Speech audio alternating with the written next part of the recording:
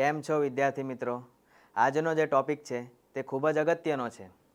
આપણા દરેકના ઘરોમાં જે ઘટક છે એ જોવા મળે છે, એનું નામ છે ફ્યુઝ. હવે તમામ ઘરેલું પરિપથમાં ફ્યુઝ એક મહત્ત્વનો ઘટક છે. કેમ મહત્ત્વનો ઘટક છે તેની આપણે ચર્ચા કરવાના છે. હવે આ જે ફ્યુઝ છે એને હંમેશા પરિપથની શરૂઆતમાં જોડવામાં આવે છે. આ ફ્યુઝને હંમેશા લાઈવ વાયર સાથે શ્રેણીમાં જોડવામાં આવે છે. હવે આ જે ફ્યુઝ છે એ નીચા ગલનબિંદુવાળા ટૂંકા પાતળા તાંબાનો તારનો બનેલો હોય છે.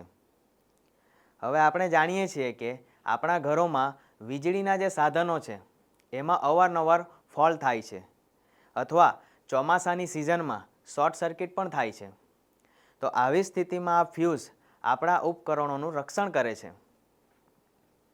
હવે કઈ રીતે રક્ષણ કરે છે એ આપણે જોવાના છે. તો થાય શું, લાઈવ વાયર અને ન્યુટ્રલ વાયર પરનું અવાહક આવરણ કોઈ કારણોસર તૂટી જાય ત્યારે આ બંને વાયર એકબીજાના સીધા સંપર્કમાં આવે છે અને ઓવરલોડિંગ થાય છે. આ ઓવરલોડિંગના કારણે શોર્ટ સર્કિટ થાય છે અને આપણા ઘરોમાં આગ પણ લાગી શકે છે. આવી સ્થિતિમાં આ ફ્યુઝ આપણા ઉપકરણોનું રક્ષણ કરે છે. હવે કઈ રીતે રક્ષણ કરે તેના વિશે આપણે ચર્ચા કરીએ. હવે થાય શું કે ઓવરલોડિંગ અને શોર્ટ સર્કિટ થાય ત્યારે પરિપથમાં ગરમી ઉત્પન્ન થાય છે અને આ ગરમીના કારણે આ ફ્યુઝમાંનો જે પાતળો તાર છે એ પીગળી જાય છે અને પરિપથ ખુલ્લો બને છે, જેથી બધા ઉપકરણોને પ્રવાહ મળતો બંધ થઈ જાય છે.